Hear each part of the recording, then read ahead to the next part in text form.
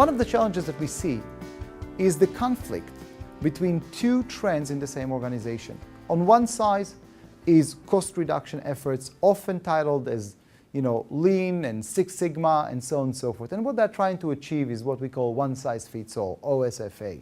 One size fits all is about trying to make all the customers receive exactly the same service.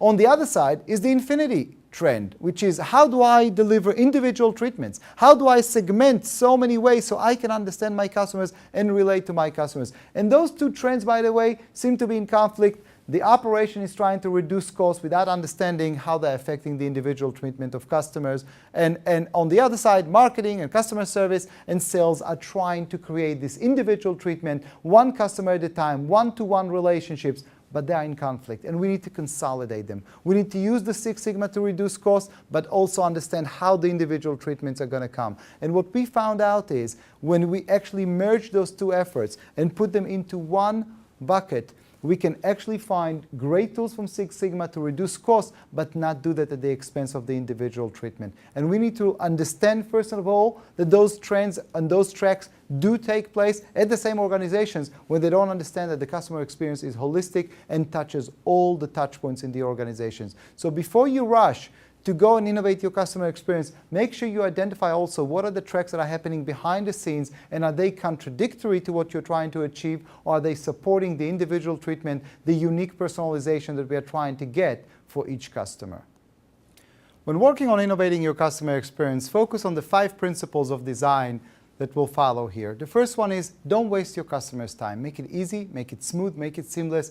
Don't make the customer feel like you are taking your time or wasting their time or they're doing redundant stuff. So the first step in innovating your experience is making it easy and seamless.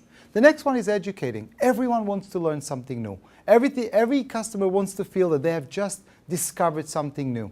Take your aggregated knowledge from different customers, from different things that you have done, and explore something new for the customers. Make them see that they've just learned something new. And it should be built in every interaction. Talking to salespeople, talking to service people, in the packaging. Always allow them to feel that they just discovered something new.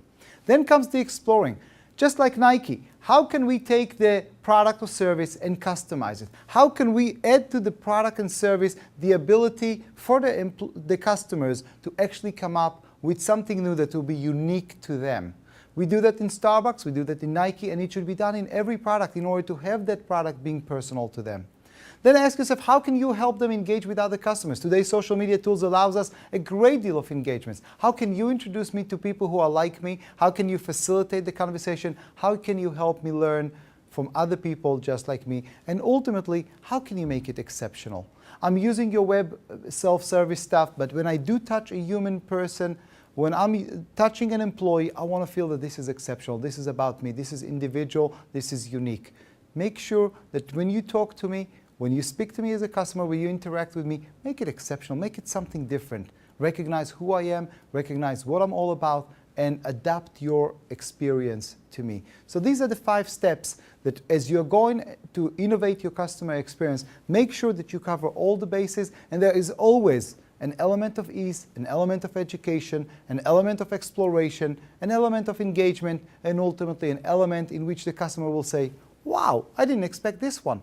Because remember, the definition of wow is not just meeting customer expectations. The definition of wow is impressing and surprising your customers. At the end of the day, we need to perform above their expectations in order to create memories that will translate into profits. Customers pay for those memories. Customers pay for those bragging rights, for the stories that they will go and tell everyone about how great it was.